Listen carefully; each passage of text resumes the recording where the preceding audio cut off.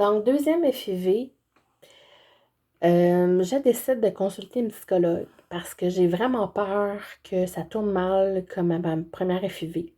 Je décide d'aller chercher du support. Je vais revenir là-dessus dans une autre vidéo sur l'importance de consulter, qu'est-ce que ça peut nous apporter, etc.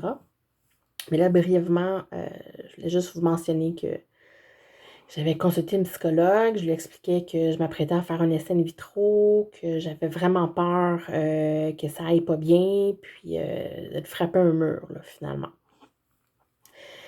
On a fait notre deuxième essai de fécondation in vitro, protocole modifié un petit peu, et ça a été une catastrophe, c'est-à-dire qu'il y avait juste un follicule.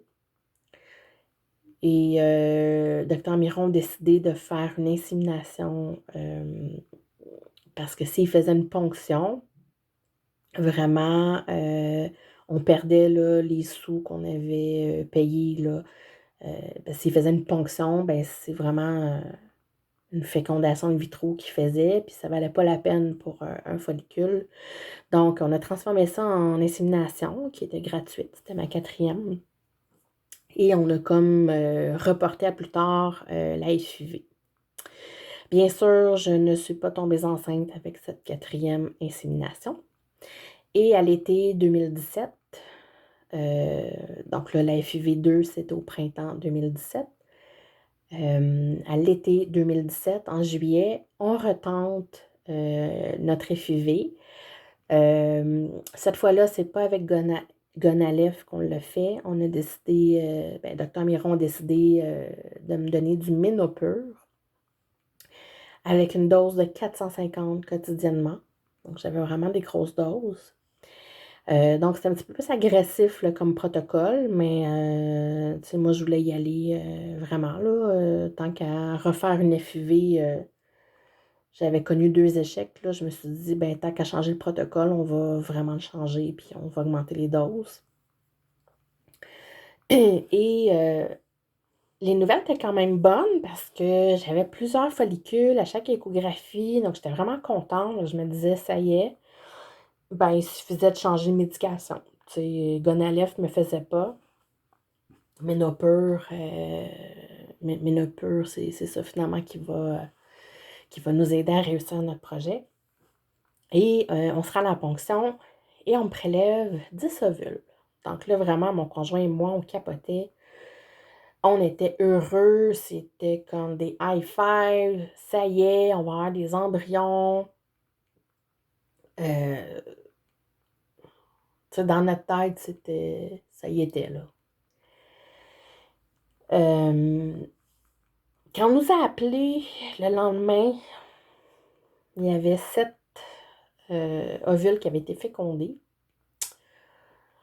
Et l'appel suivant, c'était pas des vraiment bonnes nouvelles. Là, les embryons étaient fragmentés. On était rendu à 6 embryons, qui étaient quand même assez fragmentés, qui n'étaient pas très beaux, qui évoluaient pas super bien. C'était vraiment beaucoup de stress à gérer, puis l'embryologiste appelle toujours dans le jour. Fait que moi, j'avais dit à mon conjoint, je suis pas capable de gérer cet appel-là au jour 3. Où l'embryon va nous dire on a combien, l'embryologiste va nous dire on a combien d'embryons. C'est trop stressant. J'avais demandé à mon conjoint de prendre l'appel.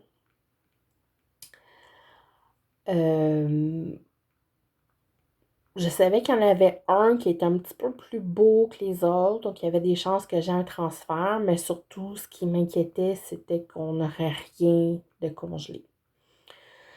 Donc, quand je suis revenue de travailler cette journée-là, je savais que mon conjoint avait parlé avec l'embryologiste. Puis, je me souviendrai toujours, j'ai monté l'escalier. Mon conjoint n'a pas eu besoin de rien me dire. Je me suis effondrée en larmes, puis qu'on n'aurait rien de congelé, là. Donc, c'est ce qui est arrivé, c'est-à-dire qu'il y avait un embryon au jour 3 qui était comme potable.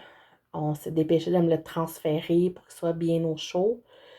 Mais tous les autres se sont dégradés, puis c'était fini. Donc là, on venait de perdre 6500 $.